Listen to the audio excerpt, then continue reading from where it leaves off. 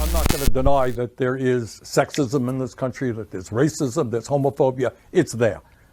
But on the other hand, I think what the American people want to support, whether it's a woman, a man, a black or a white, or Latino, whatever, is they want to support somebody who is standing up, Kristen, and fighting for them. People are in pain. People are hurting. They can't afford to go to a doctor. They can't afford to send their kids to childcare or to college. They're worried about future generations and what kind of standard of living they will have. Here is the bottom line, and it has to be dealt with. You got an economy today doing phenomenally well for the people on top.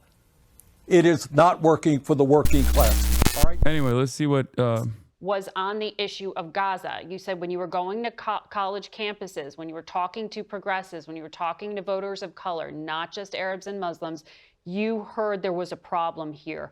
Do you think that the numbers you saw, particularly in Michigan, vindicated your point of view, or was there just a greater force at work?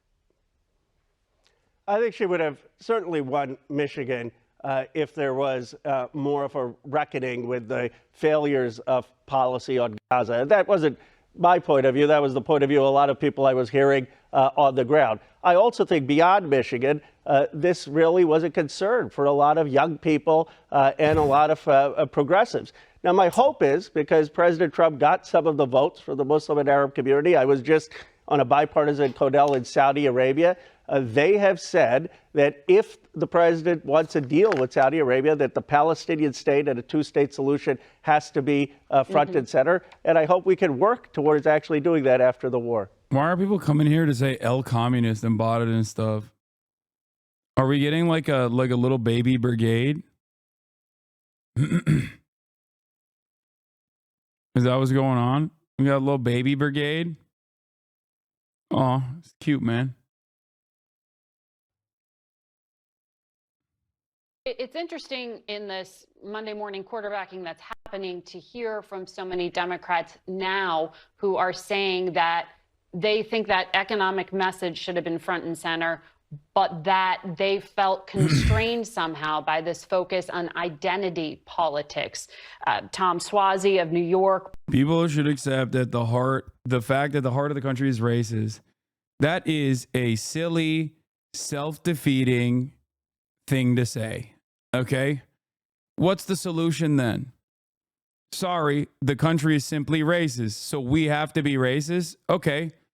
That's the mainstream Democrat position. That's a stupid position. It's not the correct position. Okay?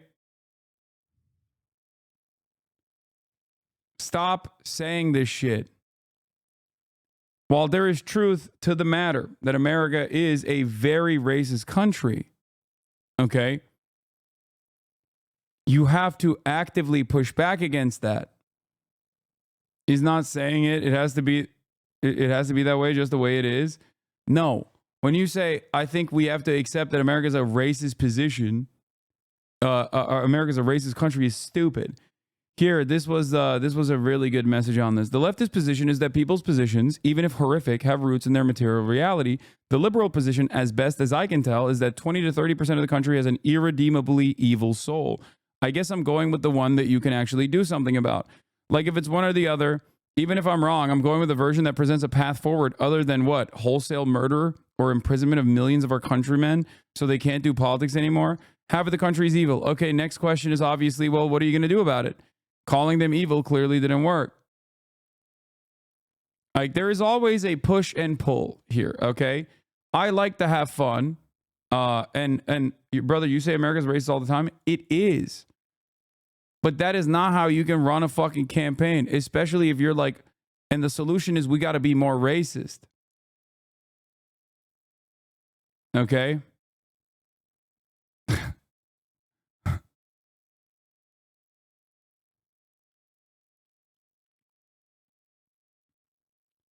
The solution is to try and see where people are hurting and then actively bring them into the coalition by making an earnest effort, by showing them that you're honest about wanting to improve their material conditions. Okay? That's it. Whether they want it or not does not matter. And there are plenty of people who do want it. Why the fuck would people go, nah, I don't want good things. I want bad things to continue. That's it.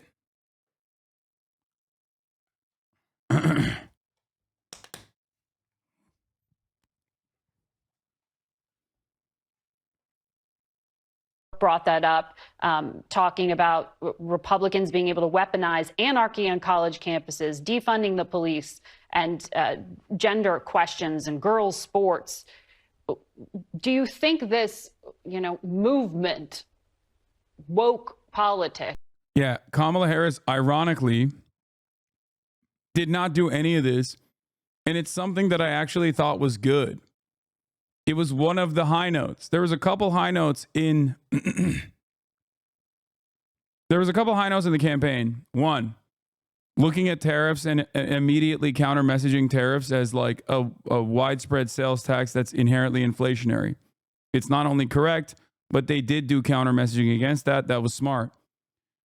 In the start, when they said they are going to go after price gougers by using pre-existing law. Okay, that was good. They should have kept that up. They did not make that the signature policy of the campaign. That would have been fantastic if they did do that, but they didn't. Oh, well. Okay.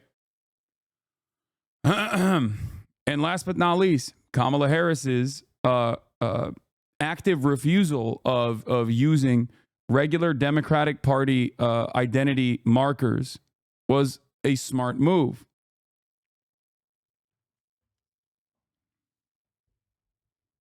Are you implying detaining the 40% and forced re-education, right? No, I mean, I joke about re-education all the fucking time, but like, obviously, if we're going to be serious, it's not about re-educating people by putting them in fucking camps. It's just about educating people. Like, just educating people at all, okay? Improve the literacy in this goddamn country. Really was incredibly damaging to the left, because a large part of that came from the progressive wing on which you are a member. Well, I have always said that we need to be emphasizing the economic issues, but I don't think we should run away for standing up for trans rights, for standing up for equal rights for people, for teaching American history responsibly. You can be true to your values with two things, Margaret. One, if someone disagrees with you, we need to respect that disagreement, not cancel or shame them. Don't shy away from your convictions, but have a reasonable conversation. I did that with Megyn Kelly on a podcast on trans rights. I stuck to my position, but we had a reasonable conversation. The second thing is, if we emphasize the economic hardships people are facing. I've got $12 trillion in my district in Silicon Valley, while towns like Johnstown were hollowed out, Galesburg, Illinois were hollowed out. We can build new factories. We can build new industry. We can create new economic opportunity. We have a vision of how to do that. President Biden started it. I think we can win over people, even if they may not agree with us on a particular social issue.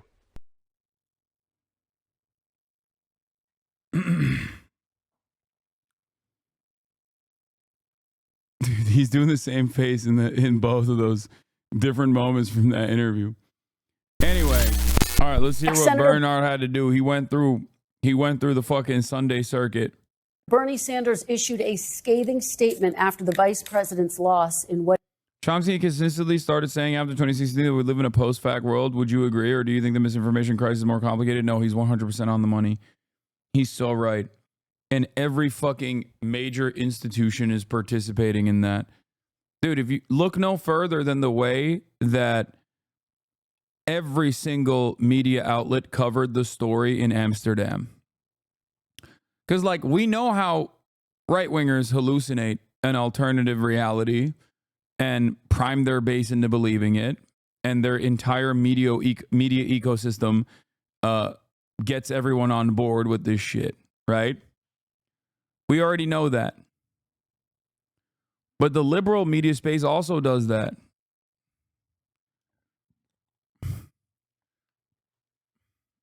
To less success.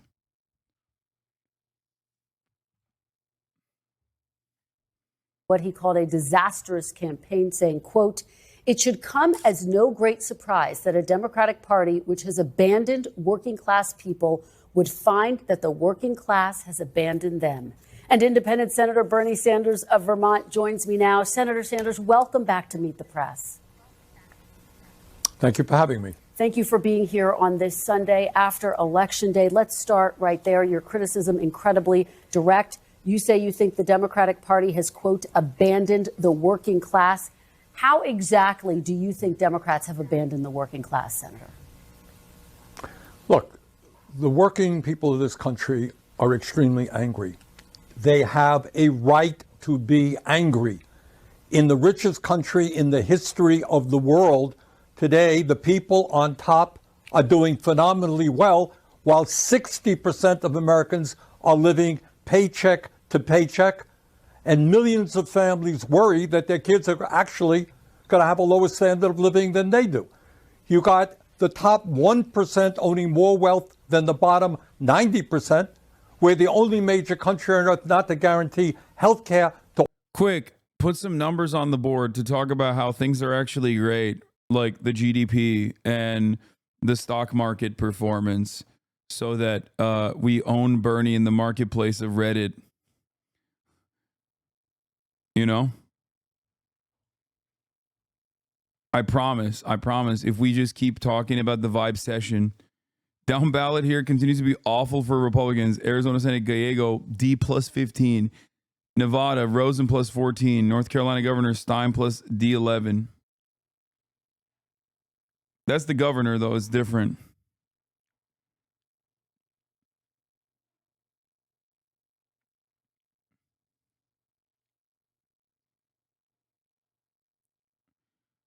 That just about does it for the House. Dems would have to run the table in all 5 CA races, win Piltolo's race in Alaska, and come back in AZ06 to get a bare 218-217 majority. All of that is unlikely to happen.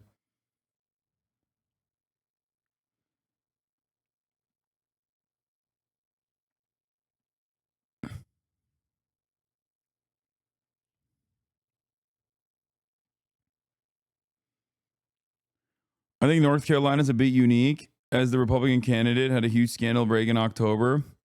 No, it's actually unique for a different reason and very similar for other reasons. I'll explain.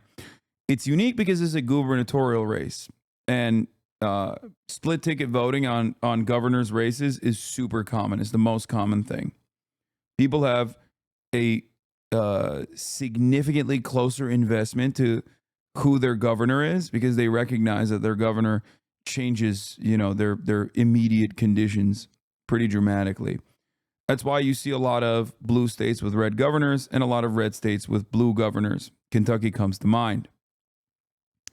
Okay?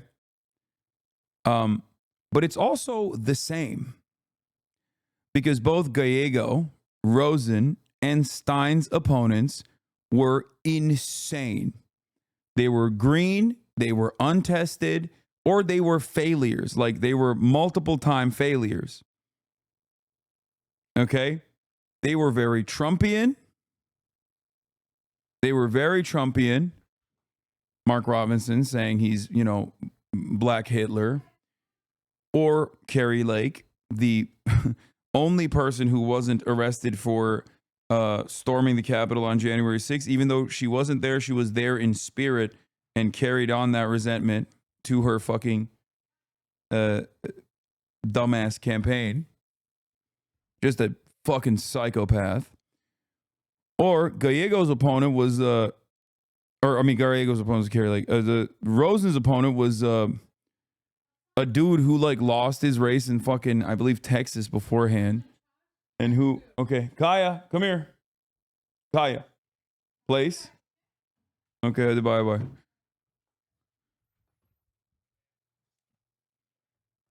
But then how did Brown lose in Ohio? Not as close, and Brown still outperformed Kamala Harris by fucking 15 points or some shit. What are you talking about? That was the consequence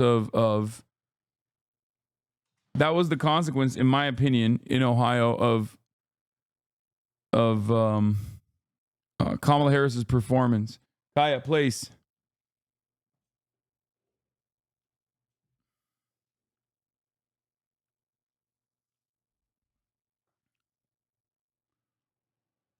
Sherrod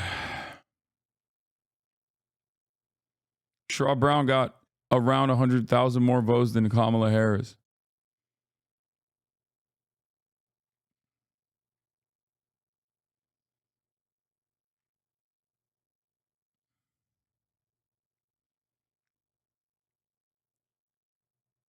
Anyway, let's get back to Bernard. To all of our people, 25% of our seniors are trying to live on $15,000 a year or less. We have the highest rate of childhood poverty of almost any major country on earth. And the gap between the people on top and everybody else is getting wider and wider. Brown outperformed by 7 points, 15, and he probably would have won. I'm sorry. And then, Kristen, on top of all of that, we got a corrupt campaign finance system which allows billionaires to buy elections. So if you're an average worker out there, you're saying, hey, I'm working longer and longer hours, going nowhere in a hurry, worried about my kids, and yet the people on top have never had it so good. Where is the Democratic Party? Are they prepared to stand up to these powerful corporate interests, raise the minimum wage, fight for health care for all people? Make sure that all of our kids get the quality education that they need. Expand Social Security. Are they prepared to do those things? That's the issue that we have to address. Well, as you know, your statement was met with some sharp reaction as well. This is what Speaker Emerita Nancy Pelosi had to say. Take a look. I'll get your reaction on the other side. Bernie Sanders has not won. Let me, with all due respect, and I have a great deal of respect for him, for what he stands for, but I don't respect him saying that the Democratic Party has abandoned the working class families. Senator, how do you respond to Nancy Pelosi? Well, Nancy's a friend of mine, and we've worked together on many issues. But here is the reality. I have to say to Nancy, in the Senate in the last 2 years, we have not even brought forth legislation to raise the minimum wage to a living wage, despite the fact that some 20 million people in this country are working for less than $15 an hour. In America today, we have not brought, in the Senate, we have not brought to the floor the PRO Act to make it easier for workers to join unions. We're not talking about defined benefit pension plans so that our elderly can retire with security. We're not talking about lifting the cap on Social Security so that we can extend the solvency of Social Security and raise benefits. Bottom line, if you're an average working person out there, do you really think that the Democratic Party is going to the mats, taking on powerful special interests and fighting for you? I think the overwhelming answer is no, and that is what has got to change. Senator, let me zoom out and just... Dude, people are, I'm seeing Lebanon libbing out pretty hard. I used to love you, Bernie, but I'm so disappointed you're validating hate. This is just wrong. Bernie, I love you, but not now. Work on recounts. Democrats lost because they refused to acknowledge Palestine. Okay, that's fair. You can't ignore the country's deep-seated racism and misogyny. Those comments are so out of touch. Agreed. Also, Bernie would have beat Trump in 2016. Okay, that's not bad. How, when Harris spoke of her policies to make the economy better for us and to provide more opportunities for people who purchase homes, etc., we lost because people don't want to see a black woman become president.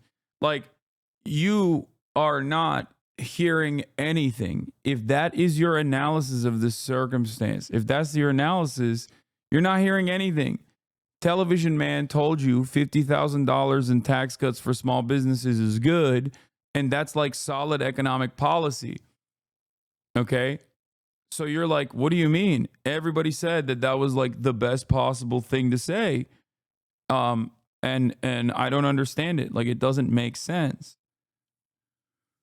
You misspelled white supremacy, but go off. No, Bernie, Democrats lost because the majority of Americans have lost the ability and the interest in telling truth apart from fiction. It's that simple. It's sad because, like, there's so much that is somewhat correct in this assessment. But that's just the fucking table, you know? You can't demand to play a different board game when you're playing Monopoly, okay? You can't be like, well, I think we should play as though we're playing Risk. No, man, you're playing Monopoly. Play by the fucking rules, you know? It just doesn't make sense. Like, the reality of the matter is, everyone that says racism and misogyny is a factor in this, or white supremacy is a factor in this, yeah, they're not wrong. Of course it is a factor in this. That's America. Okay? That's America. But Trump doesn't play by the rules. That's a fantastic point that you just made. Exactly.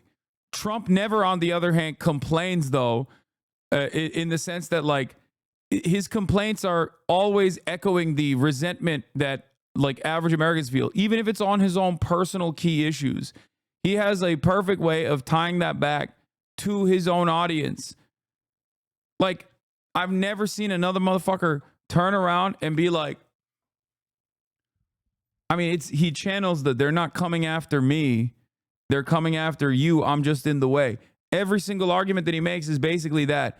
I've never seen somebody like Donald Trump, a zesty ass, ace, biromantic, queer visibility candidate, a liberal his whole life, a billionaire real estate developer, shits on a golden toilet, lives in an ivory tower, born with a fucking silver spoon, going to, the Rust Belt and complaining about sissy Graydon Carter and his Vanity Fair parties, and have people go, hell yes, sir, you're right. Everything that he fucking complains about, people think he's like shitting on the liberal elite. Okay?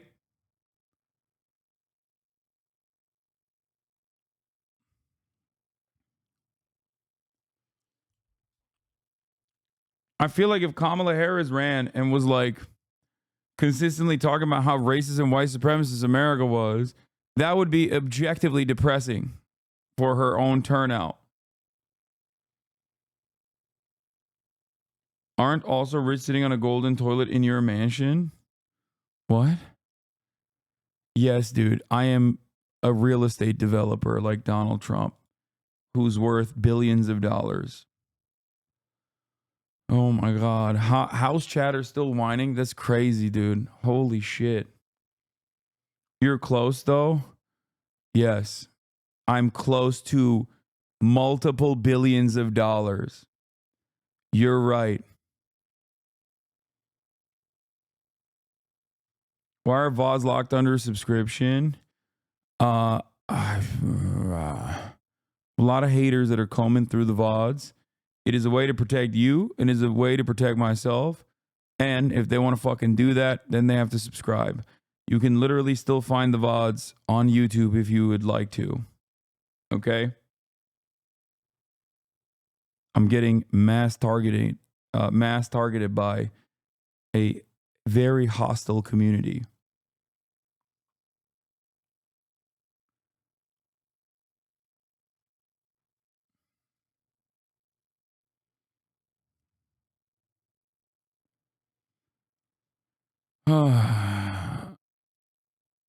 Ask you about these results. You've heard some of the reaction throughout the My Democratic VODs Party. are readily How available on much YouTube. do you personally blame President? Won't haters be able to clip from YouTube? Yes, but it's just like they go after the chat and stuff. Because if they can't find something on me, then they'll literally be like, well, the chat said this.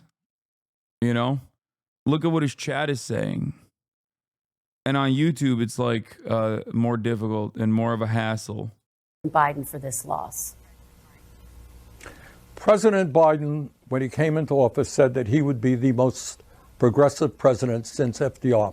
And I think on domestic issues, not foreign policy, on domestic issues, he has kept his word. And I see on YouTube you blur chat now? No. On YouTube, I don't blur. I don't blur chat for that reason. I blur it because they just YouTube automatically strikes down your video if your chat shows in like the first couple of minutes. The agenda that he has pushed through has been an extraordinarily strong one. But that agenda... Why do they call you the Alex Jones of the left? People don't call me that. There's only one group of people that call me that. One very specific community. And that very specific community is consistently wrong on everything. They rode with Biden all the way to the fucking end because that was stupid. Okay? They greatly overemphasized Kamala Harris's chances of winning, and that was also stupid. They're consistently wrong. But you can be wrong yourself and get your information from that community. or you can be in here and at least, present yourself as a little bit smarter to your friends.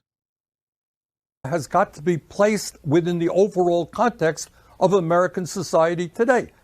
And that American society today is one in which tens of millions of working families and elderly people are struggling, while the people on top have never had it so good. But Senator, should he have gotten out of the race more quickly, as some are arguing?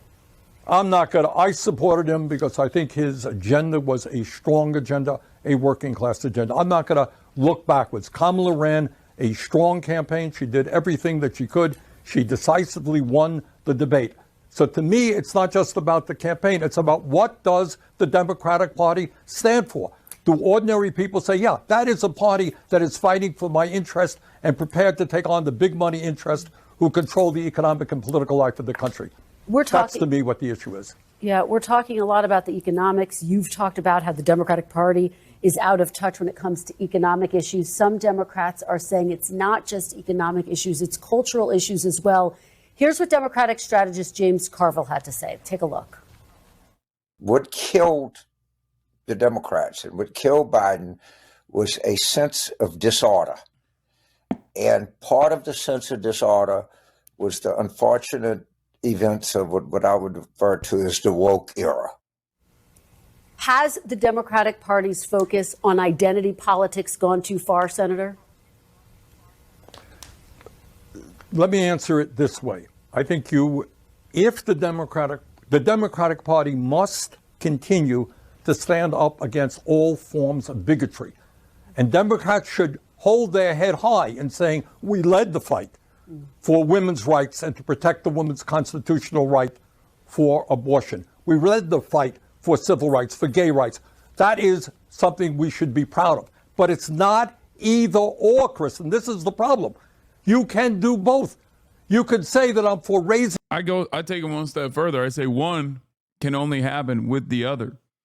Because if you don't win elections, you can't do fucking legislation that protects marginalized communities. And if you want to win elections, you have to have a populist left economic message. You can be uncompromising in your values while simultaneously asking people, does this put food on your fucking table or not?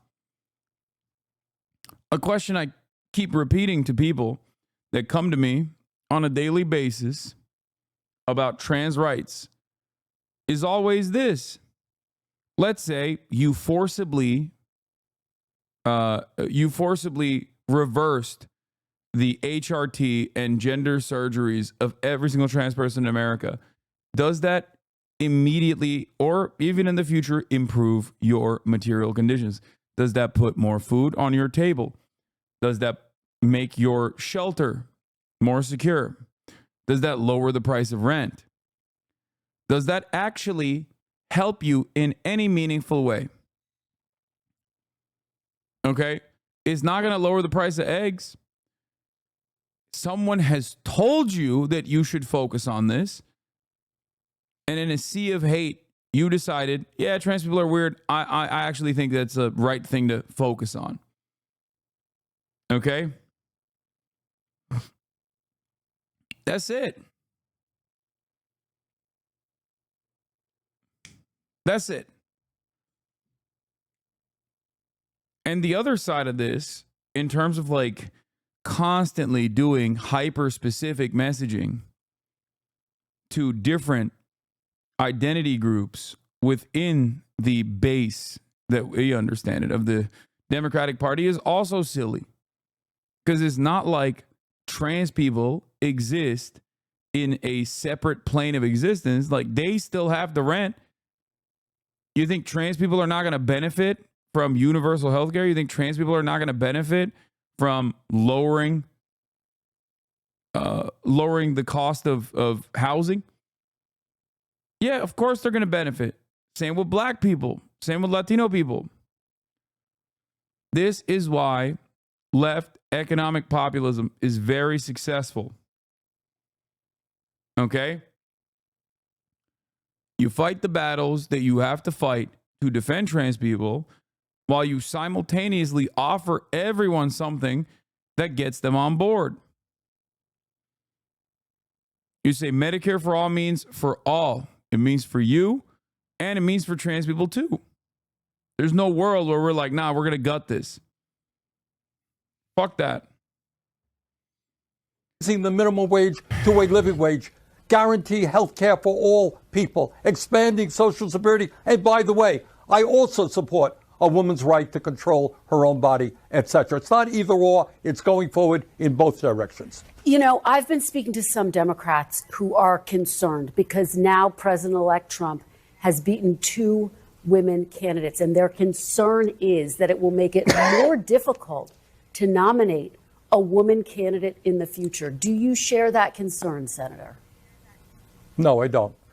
I think it's not a question. Look, I'm not going to deny that there is sexism in this country, that there's racism, there's homophobia. It's there. But on the other hand, I think what the American people want to support, whether it's a woman, a man, a black or a white or Latino, whatever, is they want to support somebody who is standing up, Kristen, and fighting for them. People are in pain. People are hurting. They can't afford to go to a doctor. They can't afford to send their kids to childcare or to college. They're worried about future generations and what kind of standard of living they will have. Here is the bottom line, and it has to be dealt with. You got an economy today doing phenomenally well for the people on top.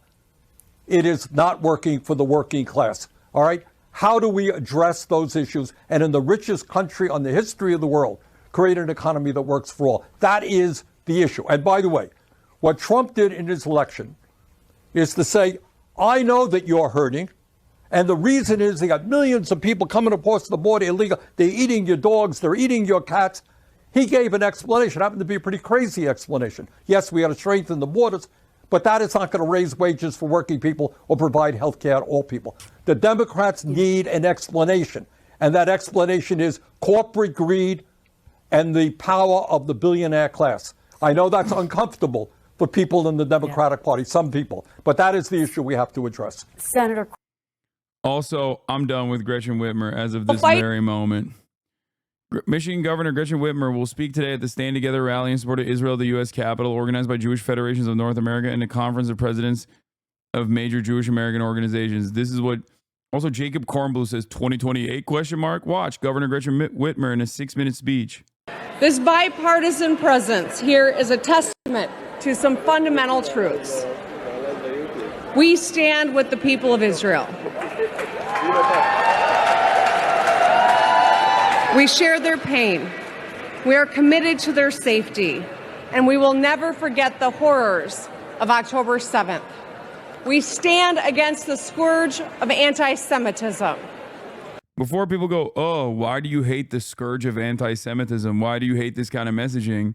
You have to remember once again where and why this kind of thing is being stated. Don't be such a fucking fool, okay? I know that in moments you can clip something and be like, see, Hasan is laughing at the notion of someone bringing up in the fucking Democratic Party's like town hall on CNN talking about how their number one priority as an uncommitted voter is like the hostages and also anti-Semitism on college campuses. You know, it's where you say what you say that matters. And just so you understand, Gretchen Whitmer popping off like this at the Stand Together rally is deliberate. Okay? This is happening, not removed, not stripped from the context of Israel's genocide. Okay? Israel's committing a genocide, and you're still consistently supporting Israel. Okay? Openly supporting Israel. Of course, people who support Israel in the United States of America are not going to support Israel by saying, we love that Israel is killing the Palestinians. It's fucking awesome. They're going to support Israel by saying, October 7 happened. October 7, October 7, October 7. They're going to say that by, they're going to lend their support in the most like appropriate messaging possible. So don't be a fucking idiot. Okay? They're going to say that by saying Israel has a right to defend itself. Oh, do you not want Israel to exist? Does Israel not have a right to exist? Do you not want Israel to exist? And a lot of people, unfortunately, get duped by this fucking good messaging, okay? They do not have the capacity to understand that this messaging runs counter to Israel's genocide. This message is happening alongside Israel's genocide, and this message is happening, of course, to justify Israel's genocide. And we will fight back against this ancient force wherever it rears its ugly head. We must make sure all people feel safe on campus, at work, and in their communities. And we stand for a more inclusive, tolerant future where people from all walks of life can thrive. We believe in the goodness and decency of all people. We pray for the safe return of the hostages. And we will work together toward peace. And now I just want to take a moment to talk about where we are. With yet another national election in the rearview mirror, we must move forward and focus on solving problems. At the close of today's program, we will join together to sing Hatikva, Israel's national anthem. The anthem embodies the enduring spirit of the Jewish people. I think it's pretty funny that like there's no other equivalent to this in the United States of America. Like there's just no other equivalent to this whatsoever. Like I feel like if they did this for like the Saudi lobby or something, people would be like, "What the fuck are you? What? What do you fucking mean? Like what? What?" I'm sorry, hold up. What? If we had 32 states in the United States of America where it was basically legal to demand that you sign a pledge of loyalty to the state of Israel, that you will never criticize Israel in order to retain a job, but instead substitute Israel for like Estonia, okay? You'd be like, what do you mean? What the fuck are you saying? What do you mean I have to sign a pledge of loyalty that I will never criticize the beautiful state, the beautiful nation state of Estonia?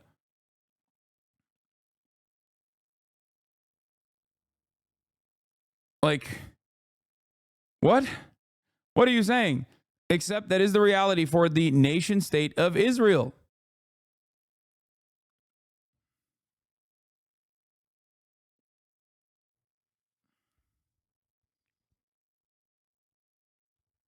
Yes, 32 states in the United States of America have BDS laws. Who through every challenge have held fast to their vision of peace, freedom, and security. Our responsibility is to carry forth that spirit towards... Her careful messaging before was to keep her governor's seat. Now that she's dropped the pretext, it seems like she's vying for a presidency in 2028. She has shown that she's a careerist monster with no moral compass. Yeah, she didn't want to rock the boat by coming out too much in the tank for Israel, I think, because she knew what her constituencies look like, and she didn't want to hurt the Democratic Party's chances of potentially winning office. But now that like the election is over, you're seeing, you know, you're seeing basically what it is.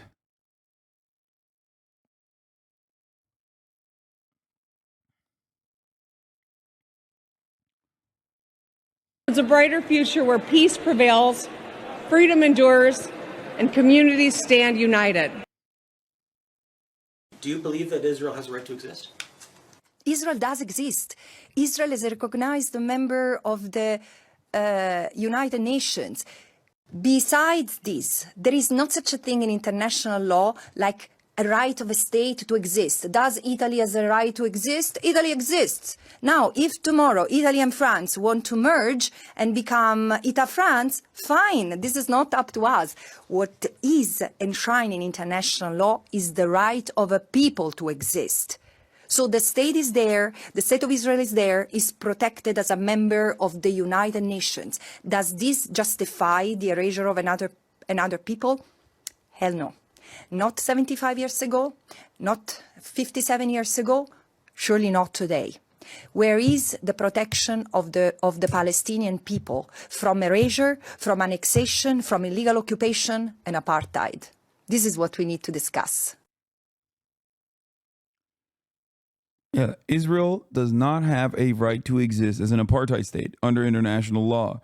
So when people say Israel has a right to exist, what they actually mean is Israel has a right to exist in the ways that it does. Okay? And no, Israel does not have a right to exist as an apartheid state. The fuck do you mean? But it's obviously going to be positive fucking framing. That was Francesca Albanese, who I believe is a human rights lawyer for occupied Palestinian territories. The human rights office of the rapporteur for occupied Palestinian territories, UN rapporteur, special rapporteur.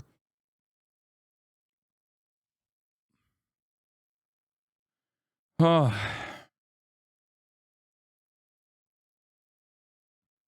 they consider the possibility by 2028 this will have aged quite poorly? No, I mean, under Donald Trump, who knows?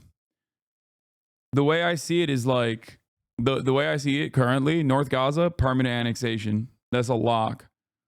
What they will do with South Gaza is it remains. I've said already that I think what they're gonna do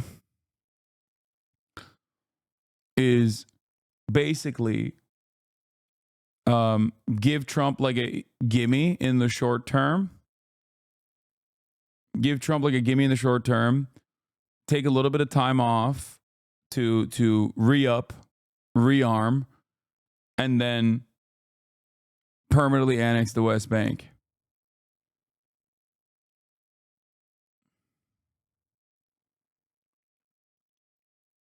That's what I think. Because right now, after a year of genocide, I know for a fact that the Israeli economy is lit on fire. I know that the Israeli military is taking a lot of defeats in Lebanon. Like, they don't have the smoke.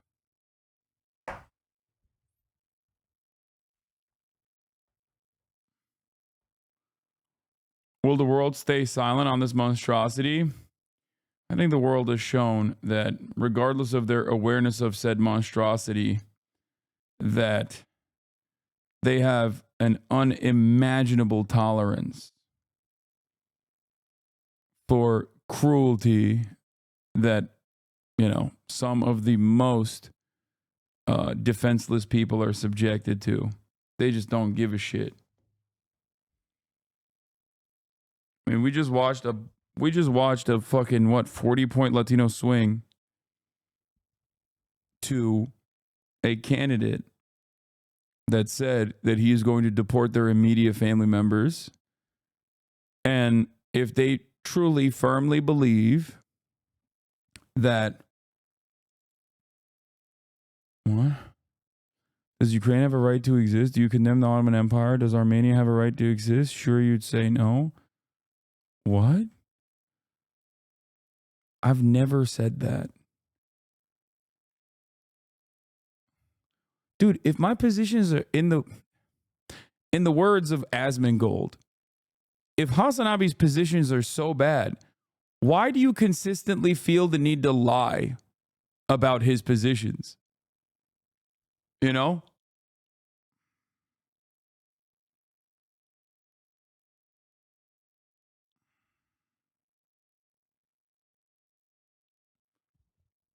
Why are you arguing against things that I've never said?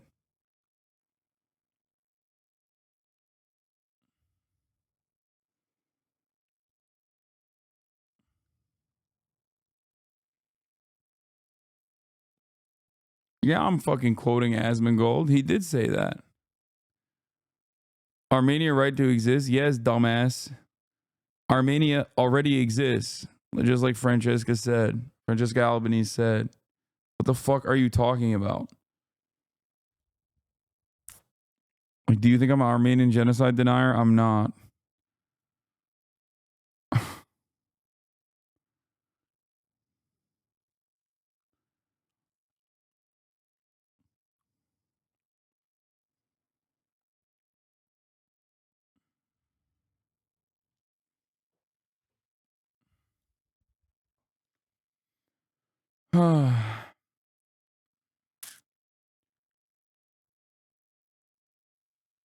The people have a right to exist. States, in the way that they exist, are left up to the standards of how they exist. Israel, as it currently stands, is an apartheid regime.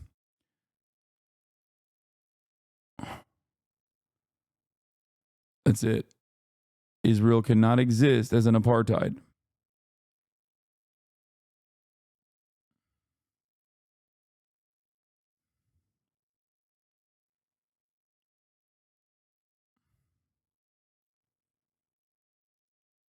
Quickly, before I let you go, I do want to ask you about the Supreme Court. Some Democrats behind the scenes quietly talking about the possibility, should Justice Sotomayor step down, to allow President Biden to appoint someone who's younger. She's only 70 years old. Is that something that you would support? Do you think she should step down? No, I don't. That was lame, Bernie. Have you heard any talk of this? A little bit, yes. I don't think it's a sensible approach. And you don't think it's a sensible approach? Correct. All right. Senator Bernie Sanders. The only reason why I understand why there's like some level of resistance towards this is because the Democrats are not going to be able to fucking replace her. Like, the Republicans will just stop them from replacing somehow. They're too afraid that in the lame duck session, they'll be like, no, you can't do it.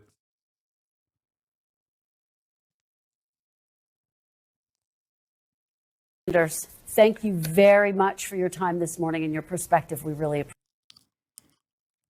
While the Democratic Party grapples with their repudiation at the ballot box, independent Senator Bernie Sanders issued a particularly blistering statement this week, accusing Democrats of abandoning the working class. What do you mean somehow there are only 49 senators right now that would vote yay? I'm willing to bet there's less.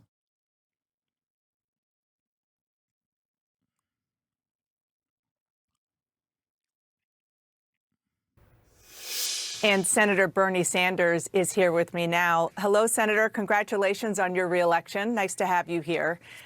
I want to start with the scathing response that you gave after the Democrats lost, Kamala Harris lost pretty big.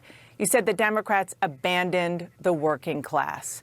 The chairman of the DNC called it straight up BS and said Joe Biden is the most pro-worker president of my lifetime. Former Speaker Nancy Pelosi said she disagreed with you. She added, quote, Bernie Sanders has not won. Do you stand by what you said? Oh, absolutely. Look, Joe Biden is a friend of mine.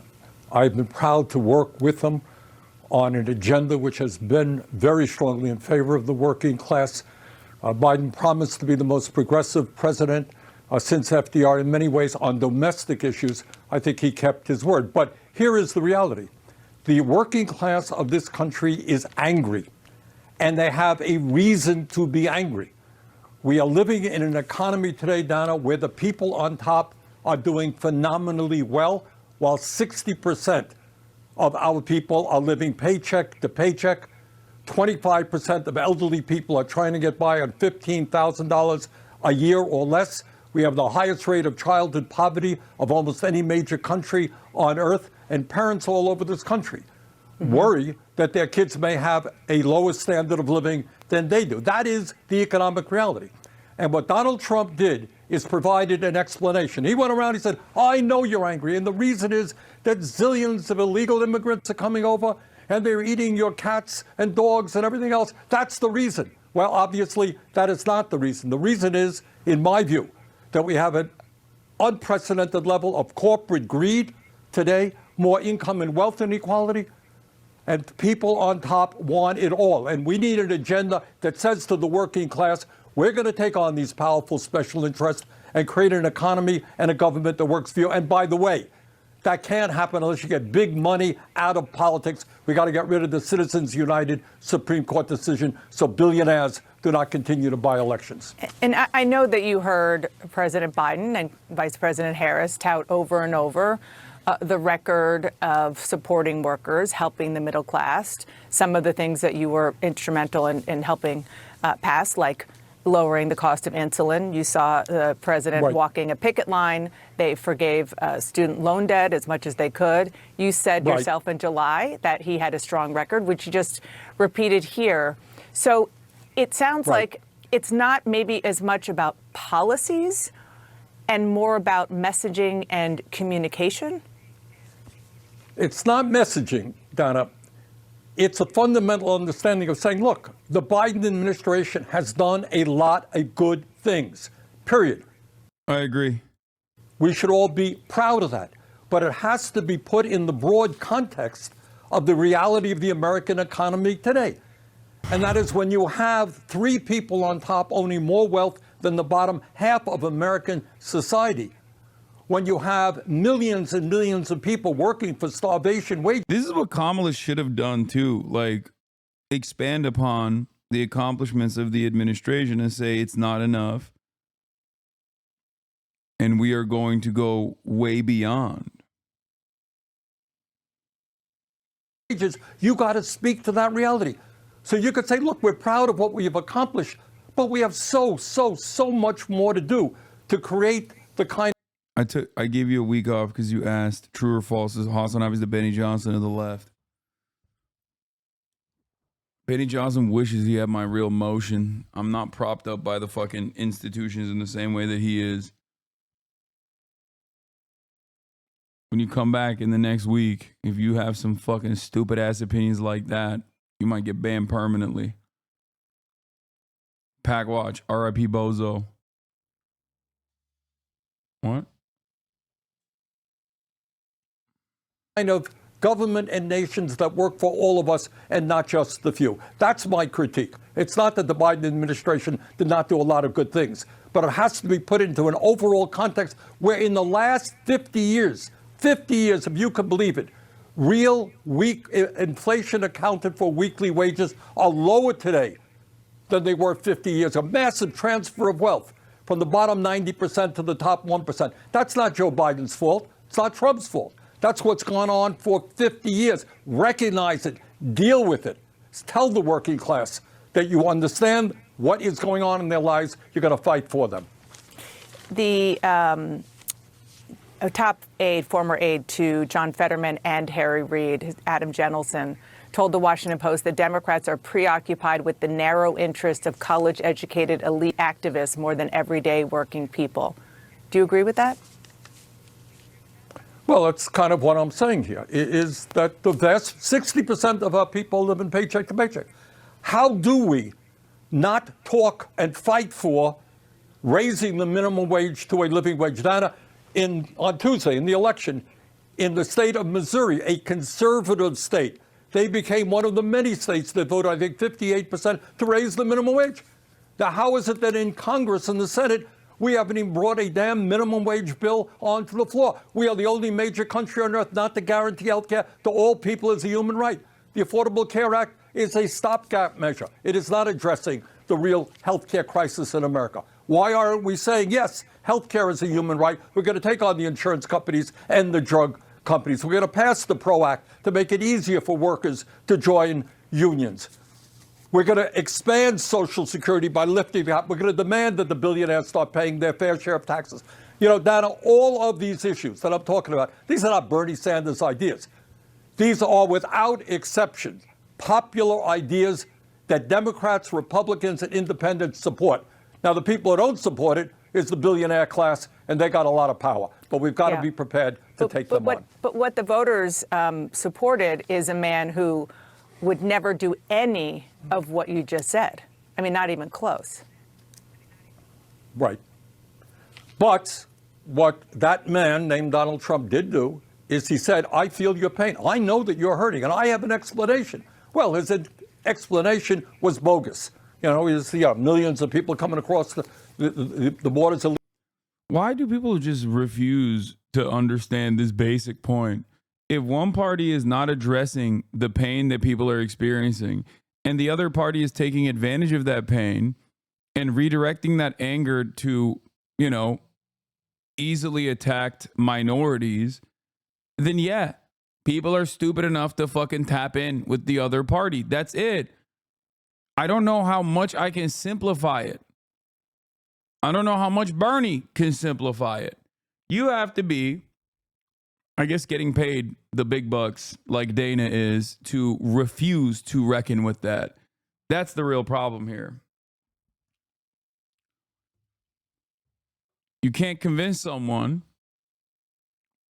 if they are professionally unconvincible. Legal, we have to strengthen the borders. That goes without saying, but that is not the cause of the problem.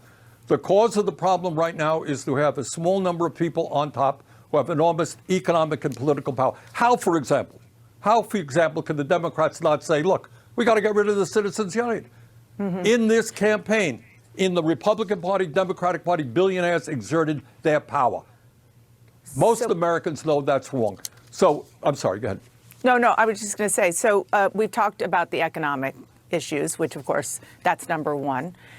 Then there's the social and cultural divide that seems to be happening between a lot of people in America who used to support the Democrats and what is now the Democratic Party, or what's perceived to be the Democratic Party. White voters largely propelled Trump to victory in the race, but there was a major shift. The exit polls showed that Latino voters, especially Latino men, shifted more towards Donald Trump. Biden won them by 23 points in 2020. This year, Trump won them by 12. I want you to listen to what a Latino voter told my colleague Ed Lavandera this week. We believe in, teaching our kids about God, our Christian values, family values, and the Democratic Party is. Hey, Bernie, I know you just described a lot of stuff, but what do you say to this insane person?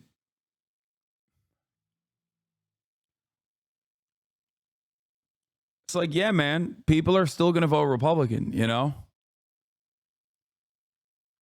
Nobody said if you do this, nobody is making the argument that if you run on improving people's material conditions, that there aren't going to be people that are still nah, fuck that. I hate that. You know? Yeah, there will still be people who vote against their best interests. Especially after they hear, yo voy a votar por Donald Trump. It's embracing all the woke, left-leaning ideas that it doesn't go with our values. Do you think it's the Democrats pushing Latinos to Trump, or is it Trump bringing in Latinos? I think more Democrats are pushing Latinos to Trump. What do you think of that? Well, what I think is that Trump, dude who probably gets bullied by his immediate Latino coworkers who also voted for Donald Trump, is not exactly the median Latino voter, okay? That dude in his workplace is getting bullied by other Latino dudes who also voted for Donald Trump. And you're over here being well, what about this insane guy? Look at him. Bernie should be look at this man. Do you think that he's got everything right? He's wearing Donald Trump's hairpiece in a visor.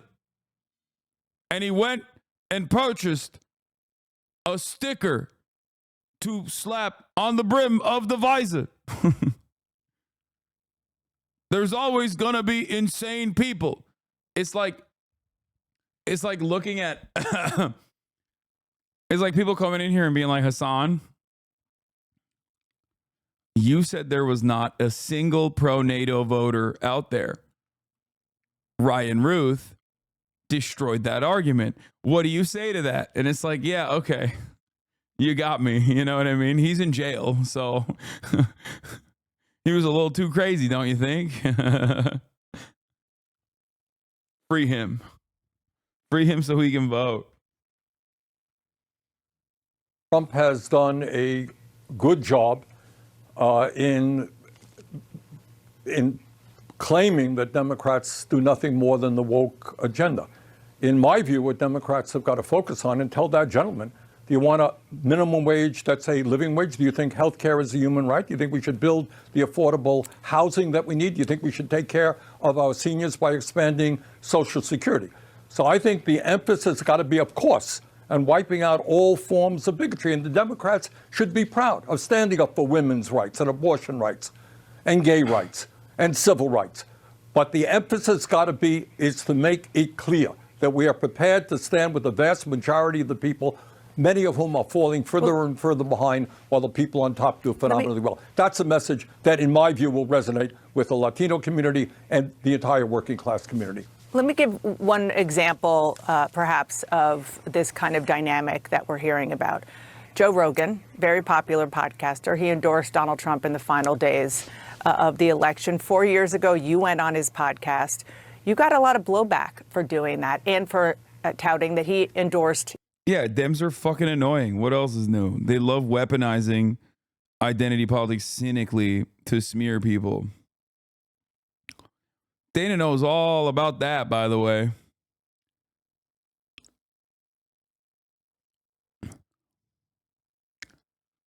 I mean, she does that on a daily basis. Whenever people are like, hey, Dana, it's kind of wild how much you fucking support Israel. That's like pretty weird. Seems like you're pro-genocide. They're like, wow, this is the most anti-Semitic thing I've ever heard. You.